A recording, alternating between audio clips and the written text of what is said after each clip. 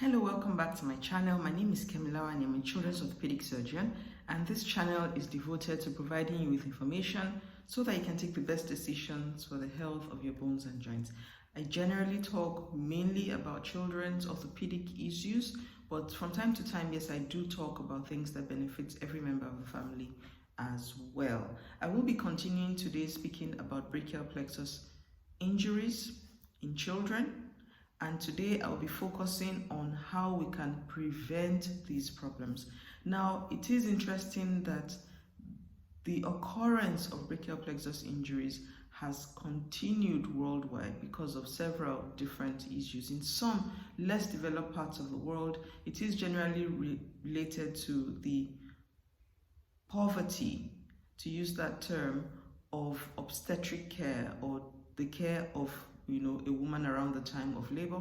And in other more developed parts of the world, an incidence continues again because of the tendency to bigger babies, which essentially is occurring worldwide, and again because there is in some places a tendency to trying to cut down on the cesarean section rates and thus increase the rate of natural deliveries. Now, in our own setting here in Nigeria, I find that a lot of the children who have had brachial plexus injuries have come as a result of poorly supervised natural births. So the first thing in terms of prevention is to ensure when you are pregnant to try to book your pregnancy at a place where you are sure that the people there are able to provide the kind of antenatal support and the kind of support during delivery that you would require. Now, some of this, of course, is slightly outside of your control once you are already in labor, which is why the time to choose is before you are in labor. It is essential to book your pregnancy early.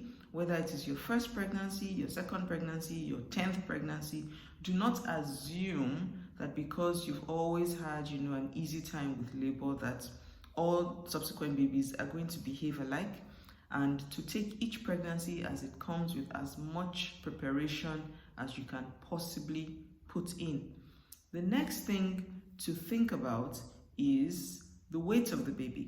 Now, some bit of control of the weight of the baby lies in the mother's hands, because it is some of what you eat that eventually becomes what your baby feeds on during the pregnancy to then, acquire their own growth and development.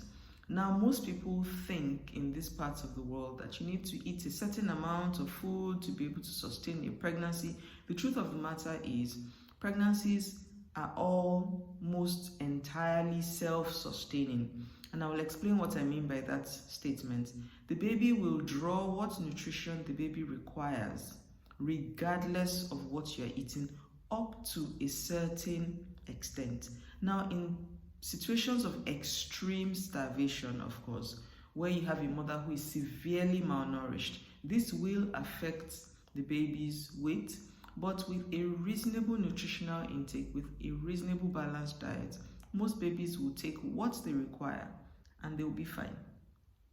Generally, in the first trimester of pregnancy, you do not need to have any extra additional nutritional, intake. Just eat what you would regularly eat for yourself, and that's just fine. The more important things, of course, in this stage are to make sure you take your folic acid, preferably from before you get pregnant, and to take your other multivitamins and iron support, and to make sure you eat a balanced diet that's high in things like fruits and in vegetables, so you get lots and lots of micronutrients and trace elements.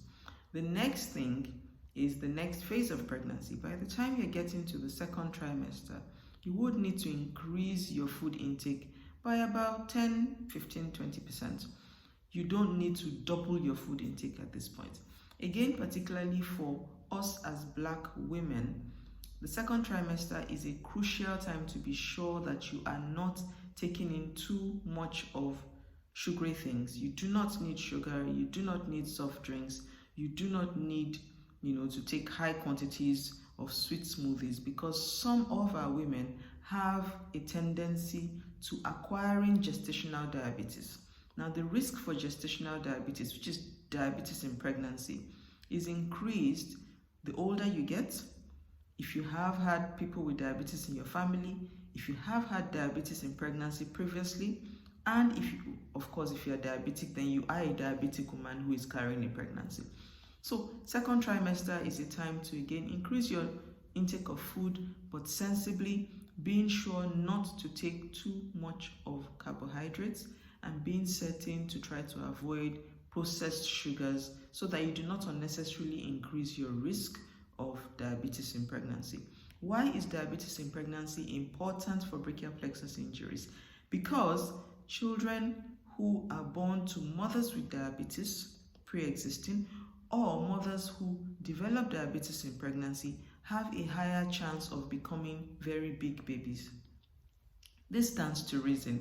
In the situation where a woman has diabetes, you find that there's just excess sugar and glucose in the system, which is not being mopped up and tidied away because the hormone that is responsible for tidying up the sugars and putting them into storage is in some way deficient. I say in some way deficient because, again, there are different scenarios depending on whether the diabetes was pre-existing, and in pregnancy, some of what happens is not so much that the insulin is deficient in quantity as that the insulin is then being counteracted by a lot of the pregnancy and other hormones, which then lead to a situation where it essentially becomes ineffective. The end result of all these situations is that you do have a tendency to have a baby who is then exposed to increased amounts of sugar in his own system coming from the mother's bloodstream. And these babies can become really, really big. We do know for a fact that brachial plexus problems are more likely with big babies because the bigger the baby, the more the chances that the baby might then have a shoulder getting stuck during the time of delivery or having some other difficulty with being able to be, taken out of the birth canal. Now, the other thing to pay attention to if you do have diabetes, of course, is to monitor the weight of this baby. I'll speak a bit about weight. Generally, in pregnancy, you expect to have a weight gain of about 15 kilograms averagely. 12 to 15 kilograms. Now, some women will gain a bit more than this. We really don't want women gaining less than 12 kilograms because the weight gain in pregnancy to some extent is used as a general predictor of how well things are progressing. Now, the highest amount of this weight gain is in the last phase of pregnancy. So it is worth monitoring your weight and seeing that your weight does not rise too quickly during the pregnancy period. In my opinion, and I believe this is the practice with a lot of obstetric centers now, women should be offered a blood sugar check routinely at 28 weeks. Reason for this is when you find that the pregnancy hormones that counteract the effect of insulin and make it ineffective become particularly high in the system, and this is when you do have a chance of picking up a woman who is tipping into pregnancy-related diabetes or gestational diabetes. Of course, a woman who has very progressive weight gain as well, a woman who definitely hits the 100 kilogram mark, regardless of what time in pregnancy this has been picked up. These are people who should also have blood sugar checks, even if they do not necessarily qualify based on time of pregnancy and so on and so forth. The other thing is, by the time you then reach your third trimester, of course, in third trimester, the weight gain is quite progressive. The baby then really gets much, much heavier. At this time, you should, again, increase your weight, your food intake, but of course, do this sensibly. Still trying to avoid to take raw or processed sugars, sticking more to complex carbohydrates, meaning general normal foods like your yam, your rice, your potato, rather than things like pizzas or ice cream or smoothies. Okay, so eat sensibly, Eat smaller portions so that you can then get in all the nutrition that you require without necessarily feeling unnecessarily full. And again, continue monitoring. If at any time a woman was picked up to have gestational diabetes, this would be a good time to, of course, monitor and then plan the mode of delivery based on whether the baby's estimated weight is looking like it would be higher than what we consider safe for a normal delivery for that woman or not. Of course, these decisions are things that will be taken by your obstetrician depending on your previous history with pregnancies and deliveries, your overall size, the estimated size of the baby, and so forth. Now, we know that cesarean births do have a lower rate of brachial plexus injuries compared to normal births. And if there is any doubt that we're delivering a big baby, or that we do not think that we have experienced enough people on ground to manage the delivery of a big baby, then it's of course much safer to just go ahead and deliver this baby by a cesarean section. Of course, during the time of delivery as well is a crucial time for preventing a brachial plexus injury, because you want to see that labor is progressing at a normal rate. You want to, of course, have had previous information on whether the baby is positioned normally. The normal position in quotes, normal in quote now, is to have a baby who is coming head first with the feet nicely tucked in and the body essentially aligned to go smoothly in a streamlined fashion through the birth canal. Of course, there are situations where babies are not positioned like this.